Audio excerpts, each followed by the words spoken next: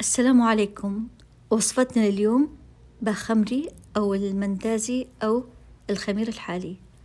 راح نسويه بطريقة مضمونة وسهلة، وأي أحد عمره ما سوى الباخمري راح ينجح معاه ومن أول مرة. وعشان تنجحوا بالوصفة ضروري تشوف الفيديو بكل تفاصيله عشان تكون النتيجة نفس اللي بالفيديو وأحسن كمان. ويلا نشوف الطريقة. في وعاء عميق نحط 3 أكواب من الدقيق الأبيض. طبعا سعة الكوب 250 ملي، وأنتم ممكن تقيسوا الدقيق بأي كوب متوفر في البيت.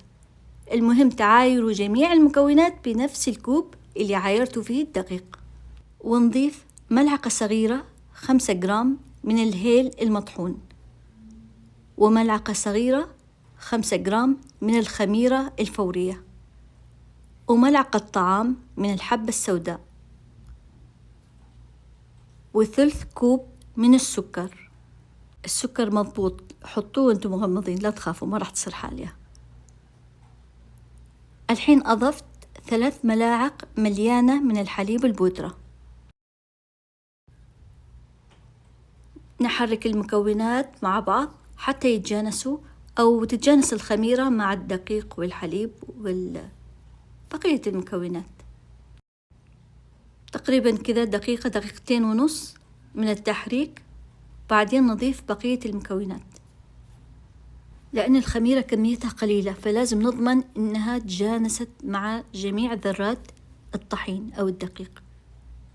وبعدها نسوي حفرة صغيرة في الوسط، ونضيف 4 ملاعق من الزيت، طبعا ملاعق طعام، وملعقة صغيرة 5 جرام من البيكنج باودر، وحبة واحدة من البيض. البيض والبيكنج باودر يعني راح يضمنوا طراوة العجينة، طبعا بالإضافة إلى عوامل أخرى مثل مدة التحمير وهذه الأشياء. بس البيضة والبيكنج باودر يعني 85% تضمن طراوة العجينة لأطول فترة ممكنة. وإذا ما حبيتوا إنكم تحطوا حبة البيض، حطوا بدالها ملعقتين من الزبادي، بس يا زبادي يا حبة من البيض، اختاروا واحدة من الثنتين، بس أنا أفضل حبة واحدة من البيض تعطي طراوة أكثر في العجينة. الحين أضفت كوب من الماء وعجنتها. طبعا ممكن تحتاجوا أكثر من الكوب على حسب احتياج العجين أو امتصاص الطحين. المهم تكون العجينة متوسطة بس تكون أقرب للقساوة عشان نضمن إنها ما راح تشرب الزيت بكمية كبيرة. فحاولوا قدر الإمكان إنها ما تكون طرية زيادة عن اللزوم، تكون متوسطة أقرب للقساوة. وبعدها نعجنها تقريبا حتى تصير ناعمة، وبعدين نلفها ونغطيها ونخليها ترتاح لمدة ساعة كاملة. وبعد مرور الساعة، مجرد ما نشوف العجينة تضاعف حجمها، الحين طبعا نشيل النايلون ونلفها حتى نفرغها من الهواء الموجود فيها.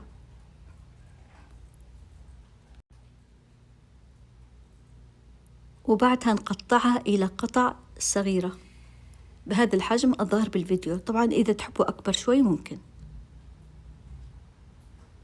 بهالشكل، ونحطها في طاولة مرشوشة بالطحين أو بالدقيق.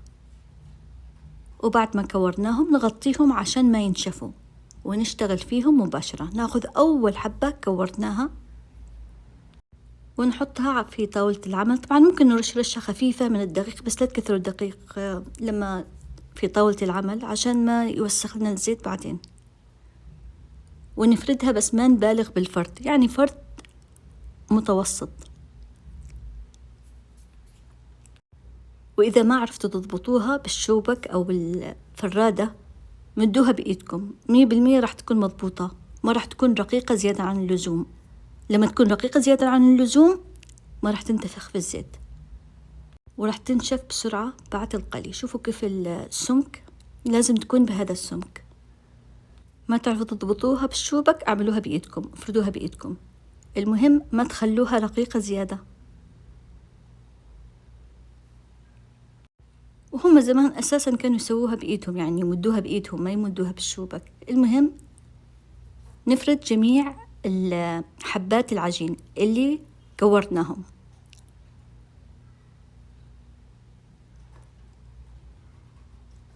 طبعا رويتكم من جديد عشان تشوفوا السمك. حطيتهم في صينية ونغطيهم بنايلون عشان ما ينشفوا، وناخذ أول واحدة يعني فردناها نحطها في زيت ساخن جدا على درجة حرارة فوق المتوسطة. لازم تكون درجة الحرارة عالية عشان تنتفخ معانا. طبعا ما نكثر الحبات، ناخذ حبة مجرد ما تطفو على السطح نرشها بالزيت، ومجرد ما نقلبها ننزل واحدة ثانية.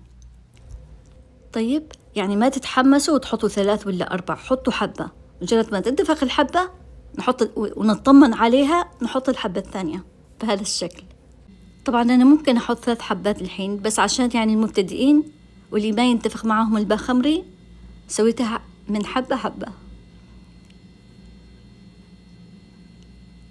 طبعا هي تحمر بسرعة. شوفوا أنا خليت النار عالية، ما خليتها حتى فوق المتوسط، خليتها عالية بسرعة تتحمر بسرعة أشيلها، نضمن إنها تكون طرية.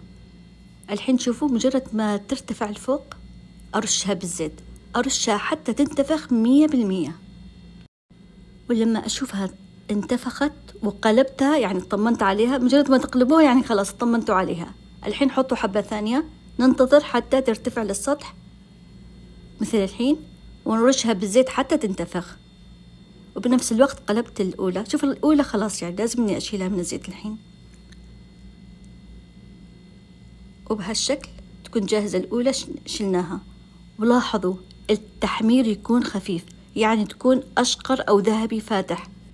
لا تركزوا على تحميرة الفيديو في إضاءة فتبين حمرة زيادة، لا أنا خليتها يعني أشقر أو ذهبي. تمام. وكل ما حمرت زيادة كل ما يبست بعدين وانتوا تاكلوها ما راح تتحمل اليوم الثاني. تمام. وبعد ما تخلصوا قلي طبعا خلوها تبرد شوي 10 دقائق، بعدين غطوها يعني غطوها عشان ما تنشف. تبقى لليوم الثاني طرية. ولاحظوا كيف من جوا مجوفة وطرية فيها لبادة. هذه اللبادة بسبب إن إحنا ما فردناها زيادة، وبسبب البيكنج باودر. شوف كيف يعمل خيوط، أو يعني كأنها تبان الطراوة اللي فيها. فاهمين قصدي؟ فأنصحكم ما تنسوا الملعقة الصغيرة البيكنج باودر. طبعا كثير من الناس يغمسوا الباخمري في شاي حليب كفطار أو بعد العصر كسناك. إن شاء الله يكون الفيديو عجبكم. أشوفكم على خير.